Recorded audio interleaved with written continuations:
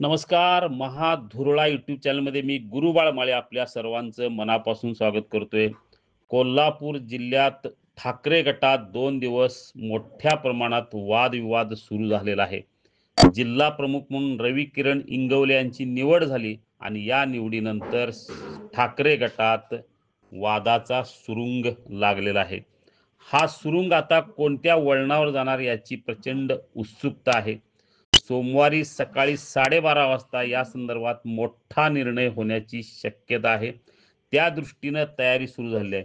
त्यामध्ये 4 ते 5 पदाधिकारी उद्याच ठाकरे गटाला रामराम करणार हे निश्चित झालेलं आहे.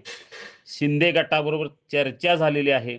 हर्षल सुर्वे यांच्यासह अनेक जण उद्या शिवसेना ठाकरे गटाला रामराम करणार हे जवळ-जवळ निश्चित झालेलं आहे. फक्त रामराम केल्यानंतर या आठवड्यातच अनेकांचा शिंदे सेनेत प्रवेश होणार हे नक्की झालेलं आहे. मुंबई पातळीवर अनेकांशी चर्चा झाली आहे. खुद्द संजय पवार जे ठाकरे गटाचे उपनेते आहेत, त्यांनाही शिंदे सेनेत घेण्यासंदर्भातल्या हालचाली वाढलेल्या आहेत. त्यामुळं संजय पवार जर शिंदे सेनेत गेले तर त्यांच्यासोबत असलेले अनेक तालुका प्रमुख, उपजिल्हा प्रमुख, शहर प्रमुख असे अनेक जण शिंदे गटात जाण्याची शक्यता आहे. पण या संदर्भातला अंतिम निर्णय हा सोमवारी दुपारनंतरच होणार हे नक्की आहे. दुपारनंतर काही पदाधिकारी हे निश्चितपणे शिंदे गटात जाणार. पण काही पदाधिकाऱ्यामध्ये हर्षल सुर्वे वगळता अन्य कोणी असणार, कोण-कोण असणार याचा निर्णय सोमवारीच होण्याची चिन्हे आहेत. त्यामुळं सध्या शिंदे गटात उत्साह आहे. कारण मुळात शिंदे गटात गेल्या आठवड्यातच तब्बल 23 माजी नगरसेवकांनी प्रवेश केला. भाजपला दणका दिला, ताराणी आघाडीला दणका दिला, काँग्रेसला दणका दिला.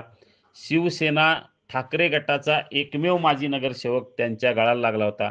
आता मात्र नव्या समीकरणात आणखी काही शिवसेनेचे माजी नगरसेवक सोबत येणार का याची चाचपणी सुरू झाली आहे. एकूणच रविकिरण इंगवले यांना जिल्हा प्रमुख केल्यानंतर कोल्हापुरात काही प्रमाणात ठाकरे गटात असंतोषाचं वारं वाहू लागलं. पण आमदार आणि ठाकरे गटाचे नेते आदित्य ठाकरे यांनी या नाराजीला वेगळी वाट करून दिली. ज्यांना आदेश मानायचे नाहीत त्यांनी पक्ष सोडावा असा आदेशच त्यांनी दिला. उद्धव ठाकरे यांचे आदेश जे मानतील त्यांनीच पक्षात राहावं, आदेश मानायचे नसतील त्यांनी पक्षाबाहेर पडावा असा थेट आदेश युवा नेते आदित्य ठाकरे यांनी दिला. त्यामुळं गेले 2 दिवस जी काही कोल्हापूरच्या ठाकरे गटात चलबिचल सुरू होती त्याला आता तोंड फुटणार हे नक्की आहे. त्यामुळे सोमवारचा दिवस ठाकरे गटासाठी अतिशय महत्त्वाचा आहे. मुळात शिंदे गटाची ताकद कोल्हापूर जिल्ह्यात वाढलेली आहे. अनेक आमदार, मंत्री, खासदार यामुळं शिंदे गट कोल्हापूर जिल्ह्यात बळकट झालेला आहे. ठाकरे गटाची ताकद कमी असताना पुन्हा एकदा नव्या वादाने सुरुंग लागला आहे. ठाकरे गटाची ताकद यामुळं आणखी कमी होण्याची चिन्ह आहेत. त्यामुळं आता या सगळ्यांना थांबवण्यासाठी ठाकरे गट प्रयत्न करणार का ही उत्सुकता आहे. कारण काही पदाधिकारी जर बाहेर पडले तर ठाकरे गटाला हा मोठा हादरा असणार आहे. मुळातच ठाकरे गट या जिल्ह्यात आता कमकुवत झालाय आणि आणखी पदाधिकारी गेले तर हा आगामी महापालिका, जिल्हा परिषद निवडणुकीच्या पार्श्वभूमीवर हा त्यांना मोठा हादरा असणार आहे.